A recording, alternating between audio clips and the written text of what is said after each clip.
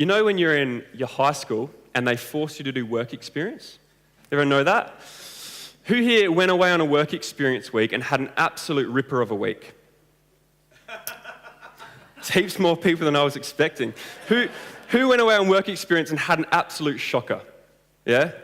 Yeah, a bit 50-50. Well, I had one of those shocker weeks, right? So I was in year 10 at school and I'd lined up to do work experience at this architectural firm in the city. At this time, I was considering a career in architecture, but after this week, I couldn't think of anything worse to do with my life, right? Sorry if there's anyone here who is an architect. I rocked up at this firm at 9 a.m. Monday morning, and I went in to see the receptionist, and I let her know that I was the kid here to do work experience.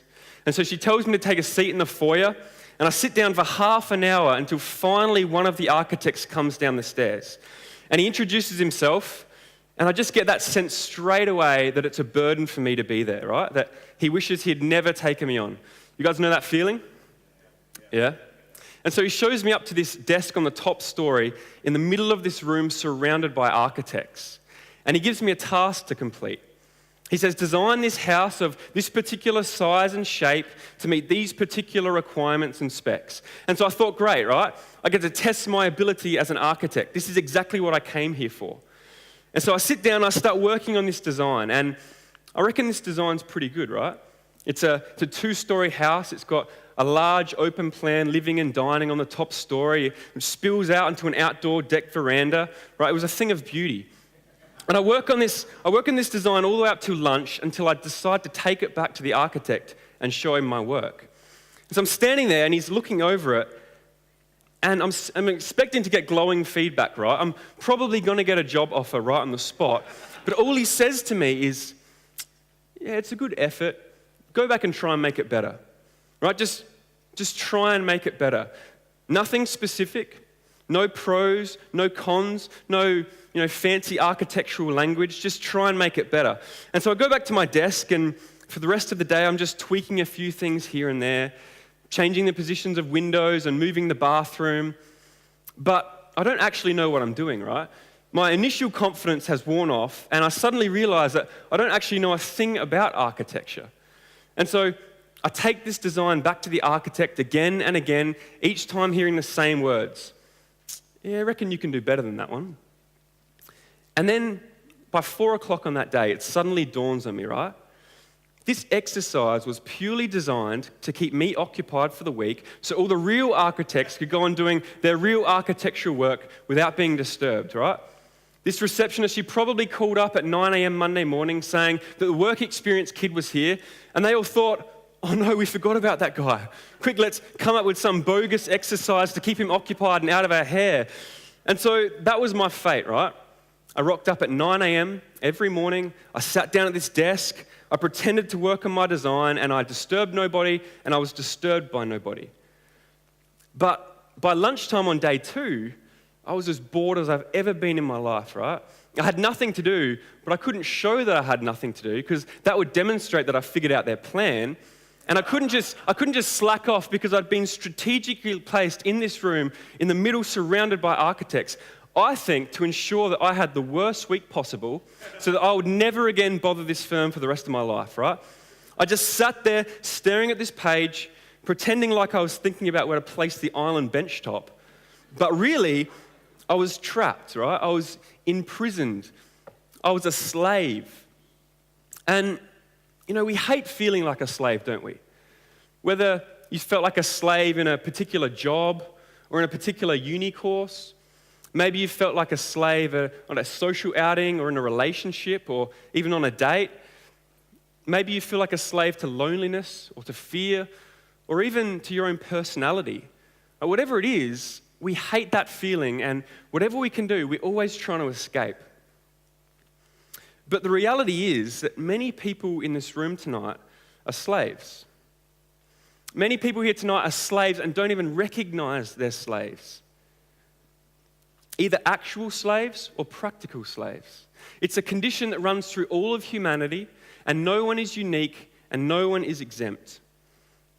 And this is exactly what Paul is addressing here in Galatians chapter 4. So pull out your Bibles, read with me from verse 1. Paul says, I mean that an heir, as long as he is a child, is no different from a slave, though he is the owner of everything. But he's under guardians and managers until the date set by his father.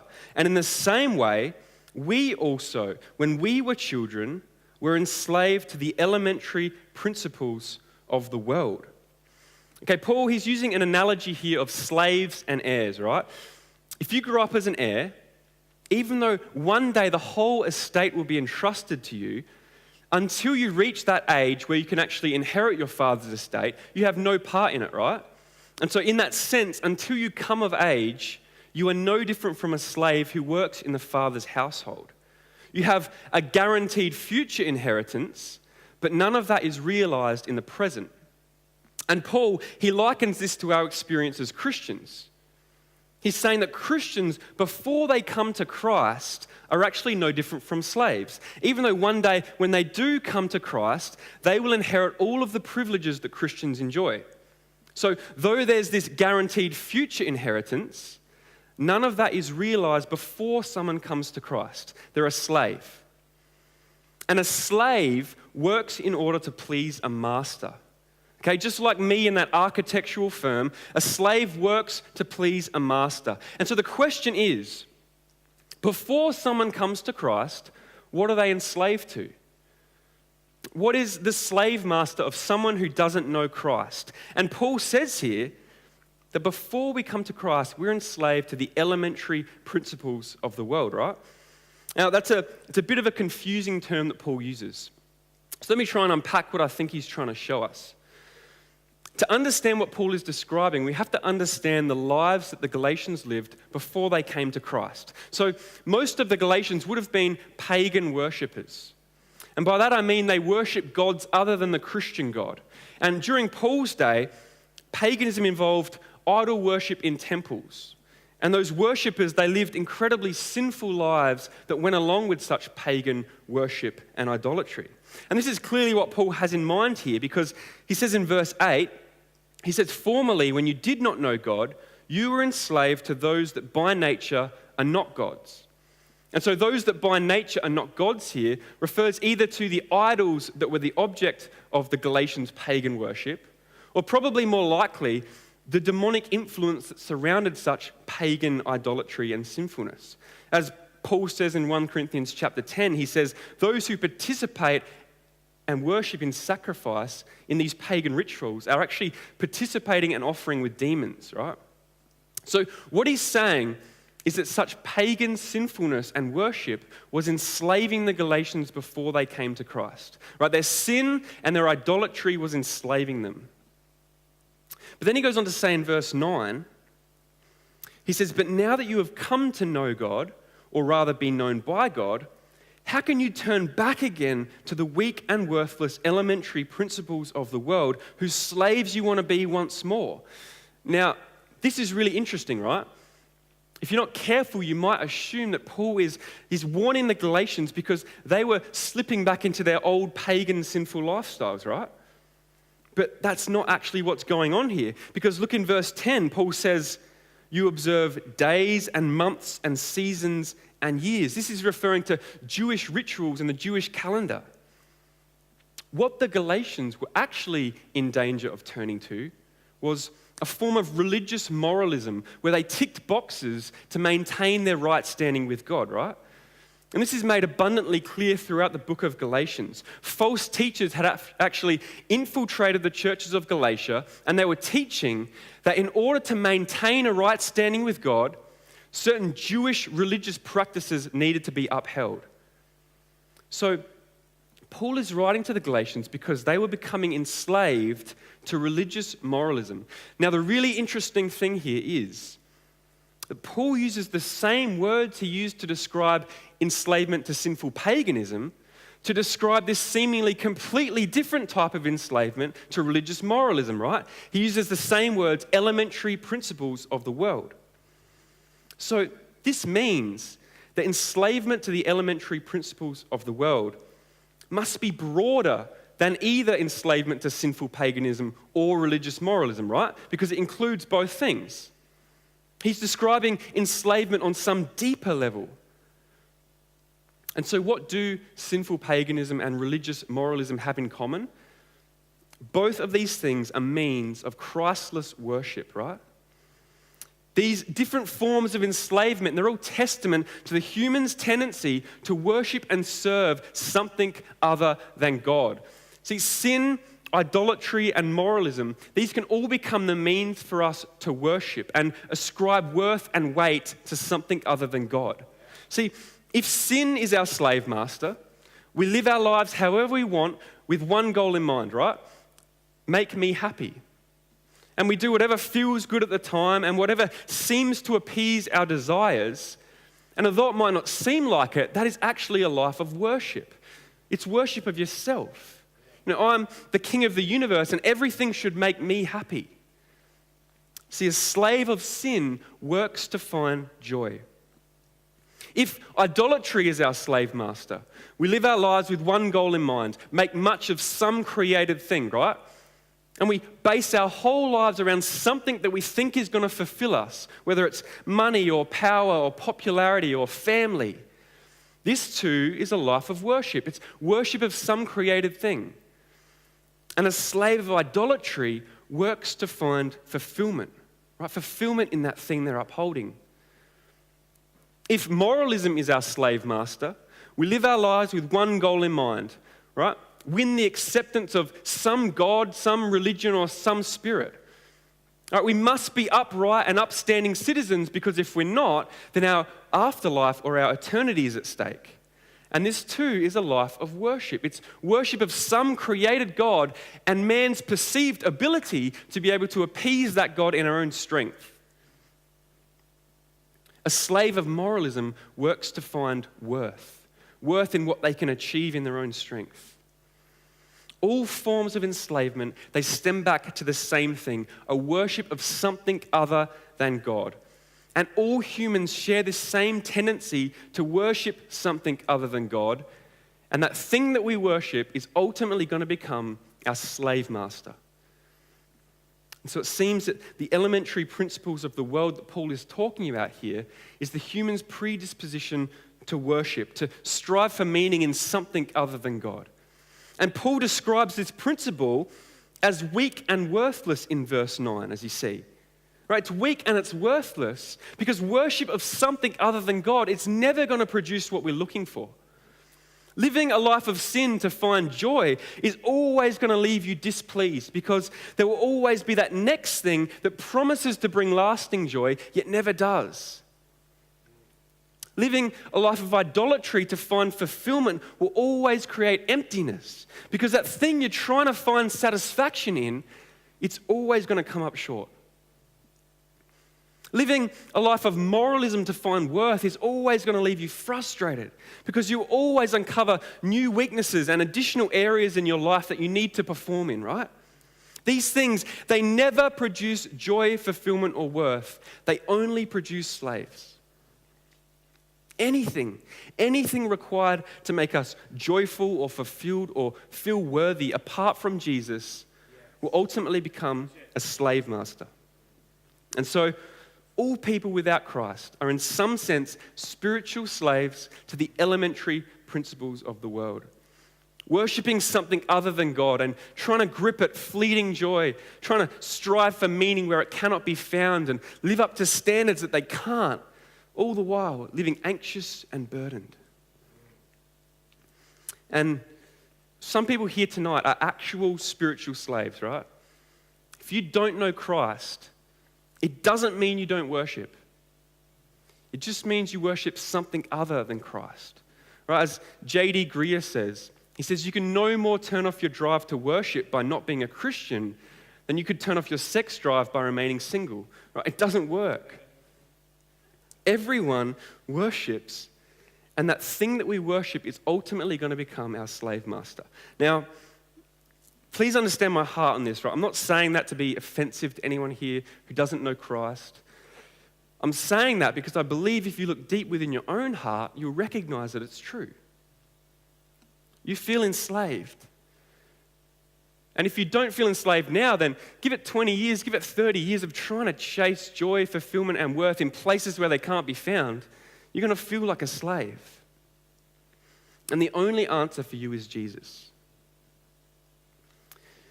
I was recently on holiday with friends in Byron Bay, and we went to this pub for dinner. We got chatting to this guy about religion and spirituality, and he told us that he doesn't adhere to any particular religion or belief system. He said he didn't like how narrow religion was, right? He preferred to be unrestricted and uncontrolled. This guy, he was a bit of a free spirit, a bit of a hippie dude, you know? Which is not really surprising for guys in Byron Bay.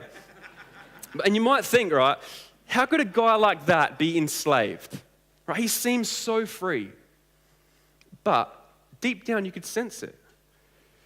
We asked him where he finds his meaning in life from, and he said he simply gets meaning by doing good works to other people. Like just doing good works. His whole life was orientated about being a good person and doing good things. But what happens when you let that person down? Right, what happens when you hurt that friend? Then you have to try harder to be nicer, to be a better friend, right? Try and work. That only leads to enslavement. Everyone deep down is a slave to something. And a slave works in order to please a master. But this isn't all that Paul is saying here, right, in this passage.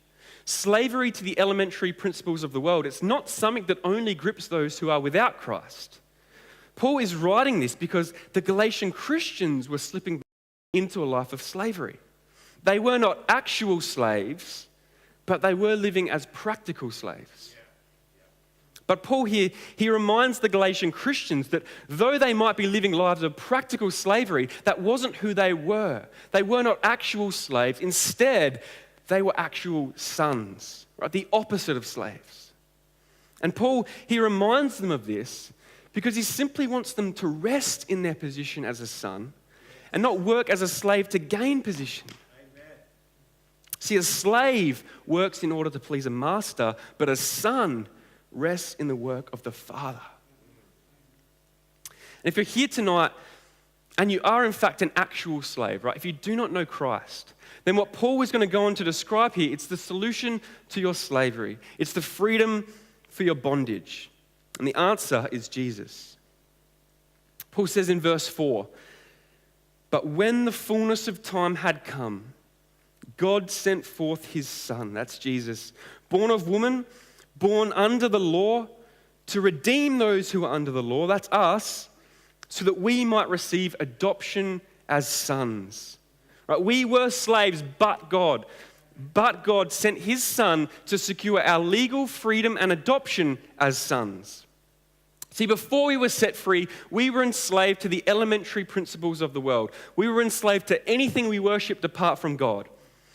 And the thing that kept us from coming to God to be freed from our slavery was our inability to accomplish the requirements of the law. This is talking about the Old Testament law, right? We were born under the law, it says, yet we're completely incapable of achieving what the law demands of us. We're completely incapable of living a life of moral perfection. Whether or not we strive to live a moral life or not, we're incapable of it. But God sent his Son, who was born under the law, just like you and me, but unlike you and me, he did accomplish the requirements of the law. He did achieve what the law demanded of us all. He lived that life of moral perfection. And because he was born of a woman, right, because he was fully man just like you and me, he was able to transfer his righteousness, his moral perfection to us in the transaction that occurred at the cross.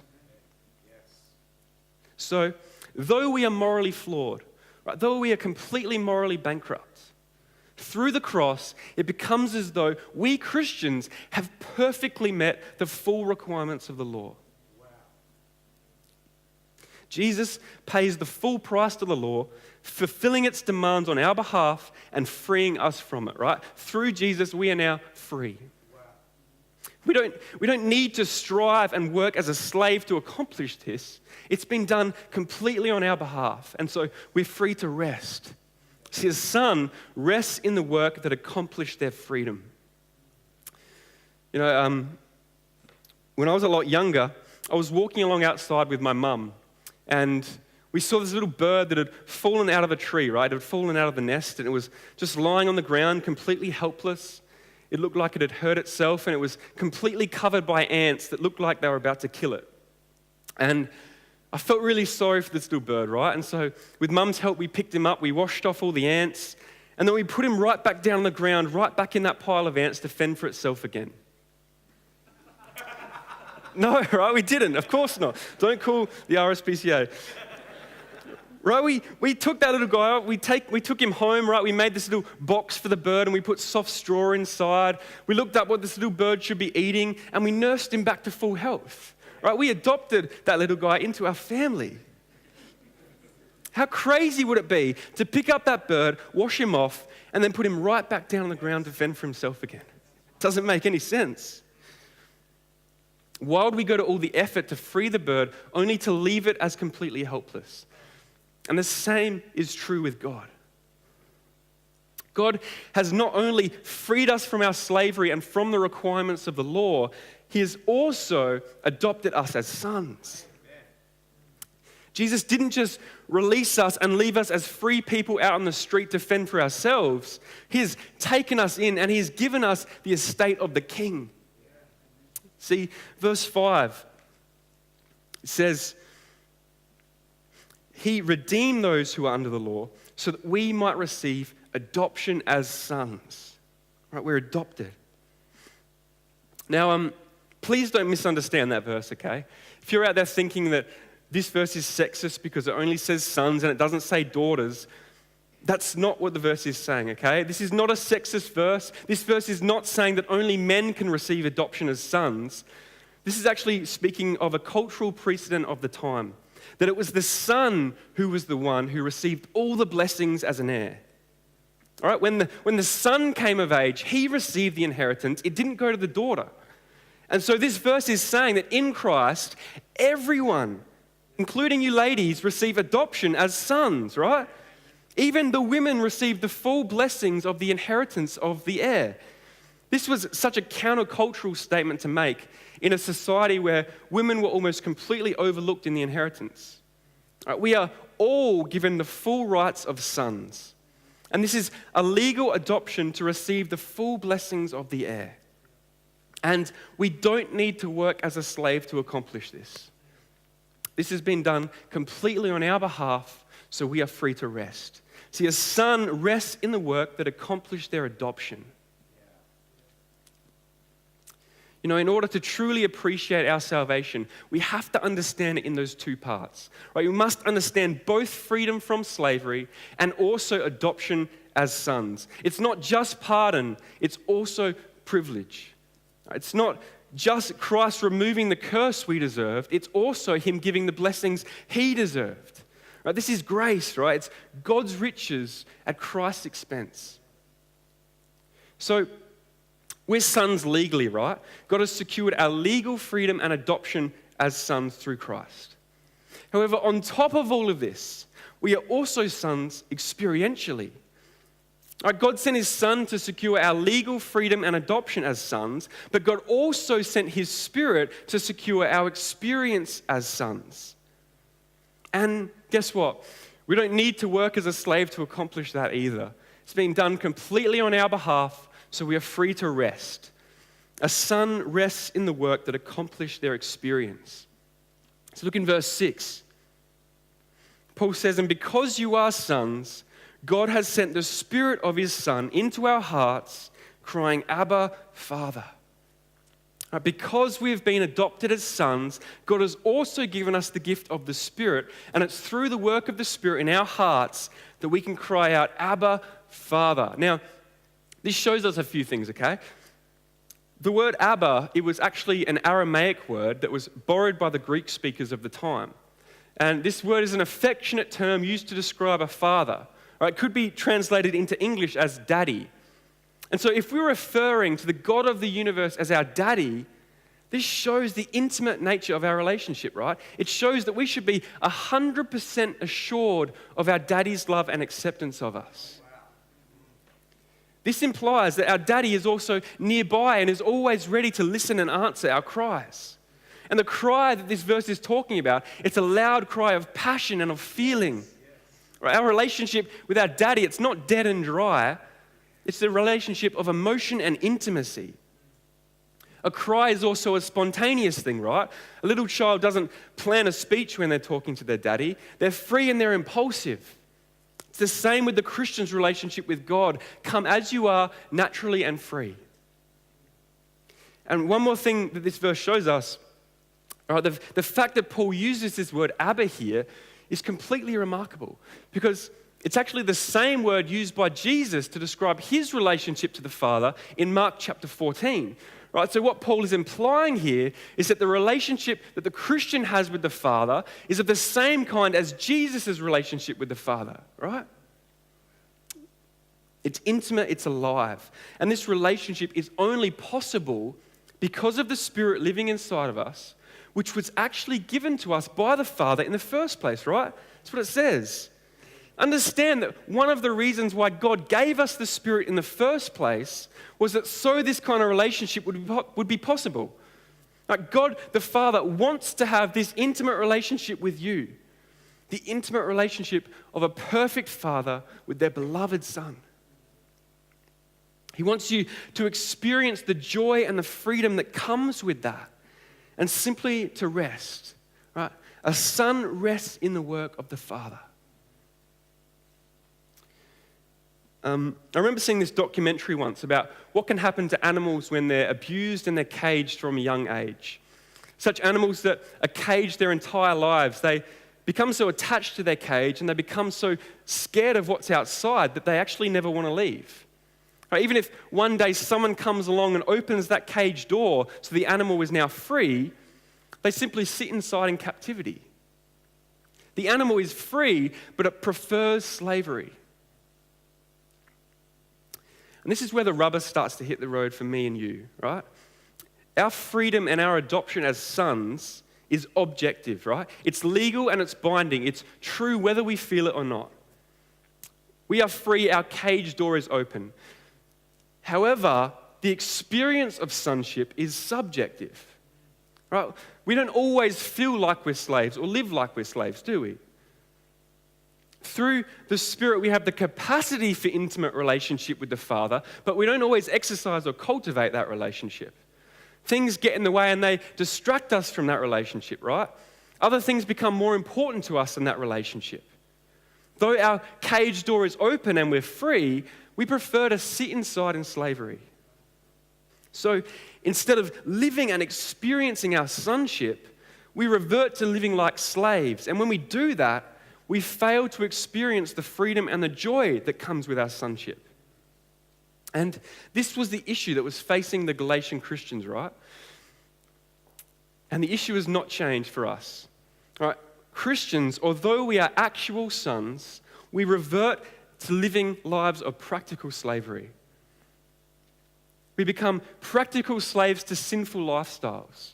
We succumb to idolatry and we practice moralism to try and find joy, fulfillment, and worth in some place other than our sonship, don't we?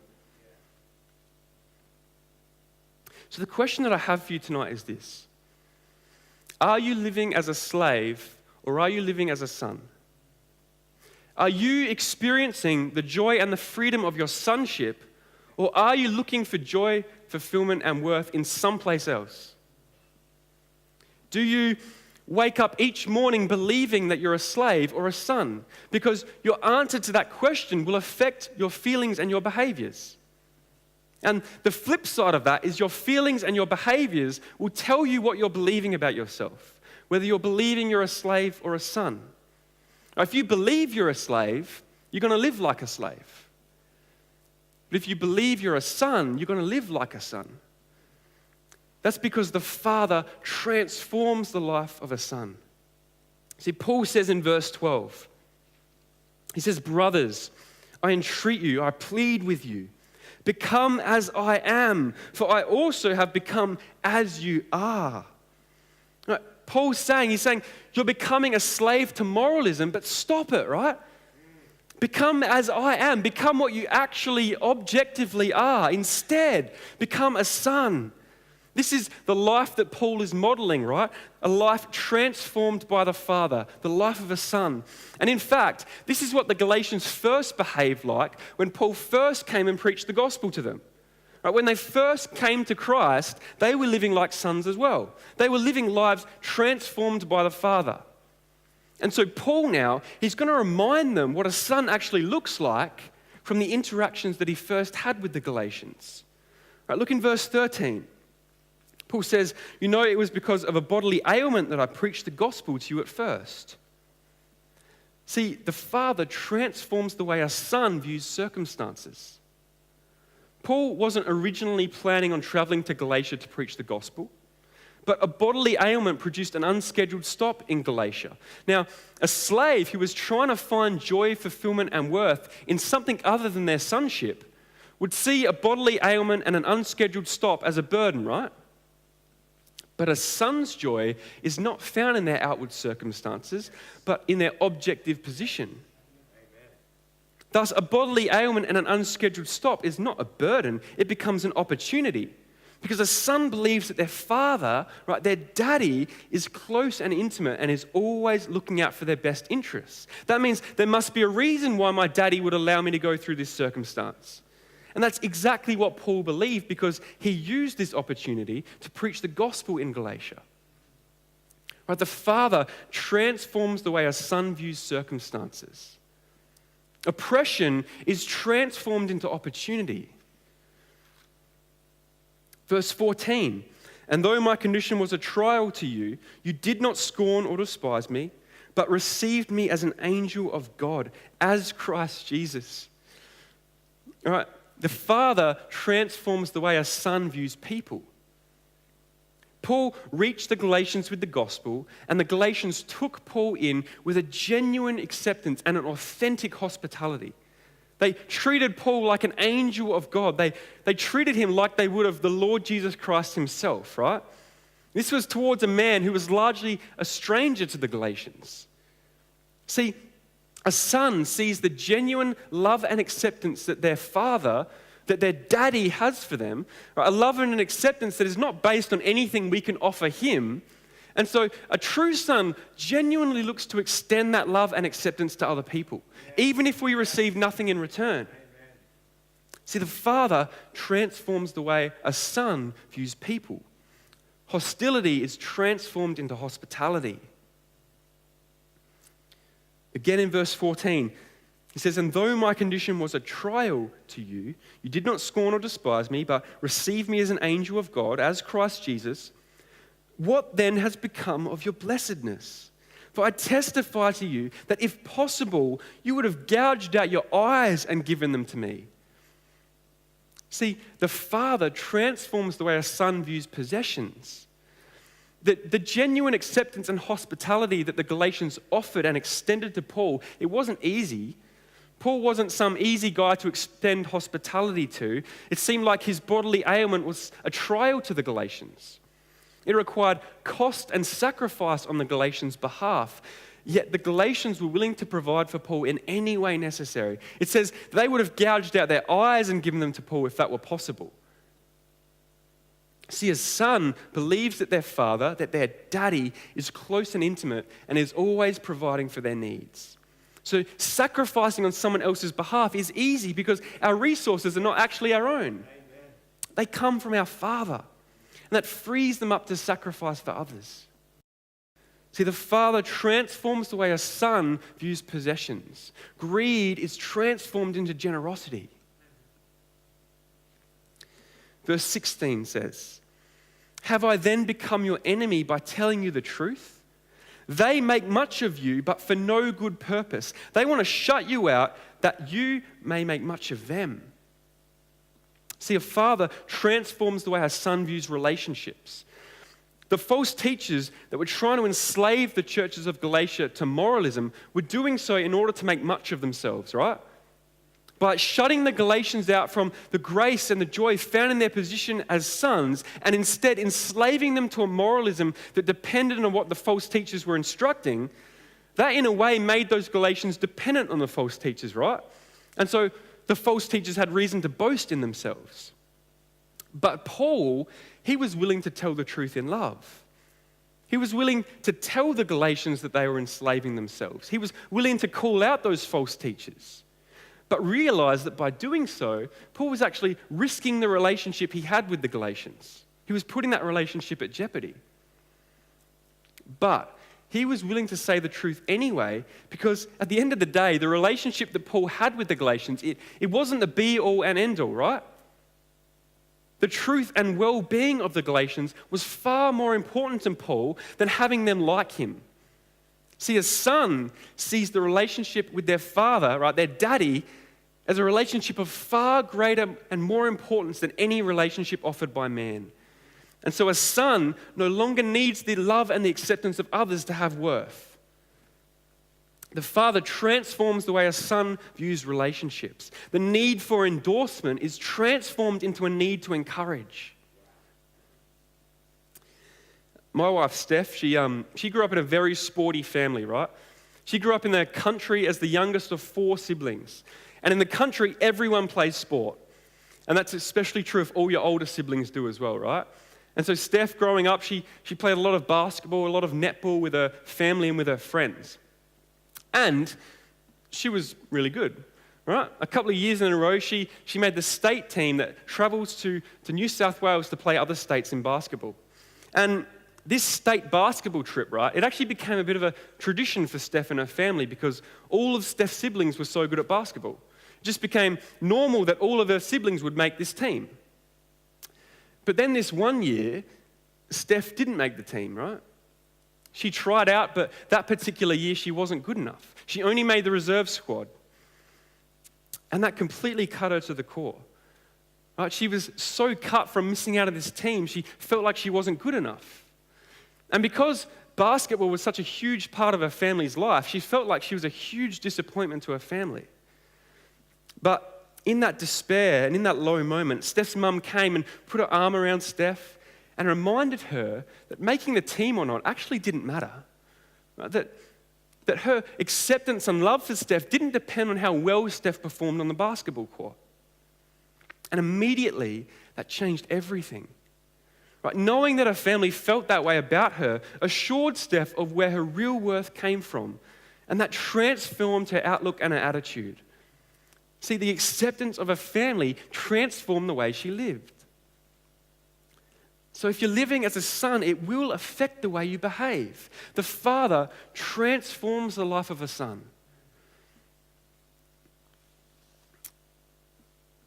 So based on what we've just seen, let me ask you this question again.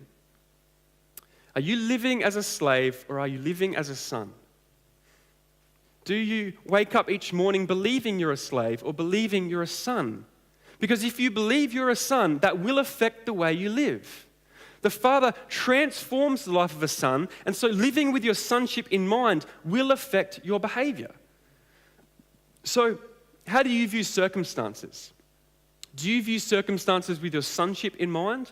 Or do your circumstances affect your joy, your fulfillment, and your worth? Do you experience giant mood swings based on what's going on in your life around you? Right, if that's you, then it might be indicating to you that you're living the life of a slave. How do you view people? Do you view people with your sonship in mind? Or do you treat people differently based on your current joy, fulfillment, or worth at any given moment? Or do you treat people differently based on what you can receive back in return? If that's you, that's demonstrating to you that you're living the life of a slave. How do you view possessions? Do you view possessions with your sonship in mind? Or do your possessions dictate your joy, your fulfillment, and your worth? Do you cling on to possessions and see them as your security? Are you afraid that giving up and losing those possessions would mean losing your contentment and losing your joy? If that's you, again, it's indicating that you're living the life of a slave. How do you view relationships? Do you view relationships with your sonship in mind? Or do your relationships affect your joy, your fulfillment, and your worth? If you lost that one person, would you completely lose all your joy and your fulfillment? Are you clinging on to bad relationships because you don't know how you could possibly go on without them? If that's you, it's showing you that you're living as a slave. So if that's you, right, if you're living that life of a slave, How do you break free? How do you break free from enslavement? Well, the first thing you've got to realize, right, is that your enslavement is not actually real, right? Let's remember something here. If you're a Christian, you're already free, right? You're not actually a slave, you're an actual son. Your slavery is only practical, but that's not your identity, right? You're that animal sitting in the cage, door wide open, yet preferring slavery. But God sent his son to secure your legal freedom and adoption as a son. That's an objective reality, right? It's true whether you feel it or not. God also sent his Spirit to secure our experience as sons. We have the capacity for intimate relationship with the Father. We have the capacity to experience the joy and the freedom of our sonship. You're just not recognizing it. And so how do you get there? Right? How do you experience sonship? And if the band wants to come back up, we're going to wrap it up here. Here at this all-important question, right? How do you experience sonship? How do you break free from practical enslavement? Well, understand, right, that although Jesus secures our legal freedom and adoption as sons, and the Spirit secures our experience as sons, the work of Jesus and the work of the Spirit are not actually completely distinct or separate, right? Look in verse 4 again. Paul says, "But when the fullness of time had come, God sent forth his Son, born of woman, born under the law, to redeem those who are under the law, so that we might receive adoption as sons. And because you are sons," right? Because you are sons, God has sent the Spirit of his Son into our hearts, crying, "Abba, Father," right? It's only because the work of the Son took place that the work of the Spirit can happen. Right? The work of the Spirit flows out of the work of the Son. Yes. And what's the identity of the Spirit? Right, look, it's the Spirit of God's Son, Jesus. See, the fullness of the Spirit's work is experienced as we meditate and understand deeply the fullness of the Son's work. So how do you live out and experience your sonship, right? How do you live and experience the joy and the freedom of your sonship? It comes from meditating on the work of the Son. Our objective, legal and binding freedom and adoption as sons through the work of Christ. See, we enslave ourselves to finding joy in some place other than our sonship when our delight in God fluctuates, right? We think that if I'm not feeling delight for God, I need to go out and find joy elsewhere. We enslave ourselves to finding fulfillment in some place other than our sonship when our satisfaction in God fluctuates. We think if I'm not feeling satisfied in God, I need to find my fulfillment in some place else. And we think we enslave ourselves to finding worth apart from our sonship when our perceived right standing before God fluctuates, right? We think if I'm not feeling worthy before God, I need to go out and find worth in someplace else, in somewhere else I can perform. But understand, our sonship is not based on how much we delight in God or how satisfied we are in God or our perceived right standing before God. Our sonship is not based on how much our hearts are set on God, but rather how much his heart is set on us. Look in verse 9. I love this verse. Paul says, "But now that you have come to know God, or rather, be known by God," right? It seems like Paul almost corrects what he's saying here. He's recognizing the importance of this. He's emphasizing the point that it's so much more important that God knows us rather than us knowing God. His love and his affection is on us. Our standing is based on God's love for us, not our love for God. That's the complete opposite of enslavement, right? And understanding that, right? Deeply understanding that, our response will never be to find joy, fulfillment, and worth in someplace else. Understanding that, our response will always be love and devotion for God. And we will recognize that true joy, true fulfillment, and true worth will only come from resting in our position as a son. See, the fullness of the Spirit's work is experienced as we meditate on the fullness of the Son's work. So if you're feeling like a slave, you need to meditate on the work of the Son, right? Wake up every morning this week and say to yourself, I am not a slave, I'm a son. Say to yourself, my joy, my fulfillment, and my worth are found in my sonship. Spend your days meditating on your objective, legal, and binding freedom and adoption as a son. And when you catch yourself finding joy, fulfillment, and worth in someplace else, remember that's not you. Right? A slave works to find joy, works to find fulfillment, works to find worth in someplace else. A slave works to please a master, but a son rests in the work of the Father. And the Father will transform the work or the life of a son. So as you rest in the work of the Father will transform your life. As you rest in the knowledge that you are known by God, that God's heart is set on you, you won't need to search for joy, fulfillment, and worth elsewhere. Everything you could ever need is found in your sonship. You're not a slave, you're a son. And so live like a son.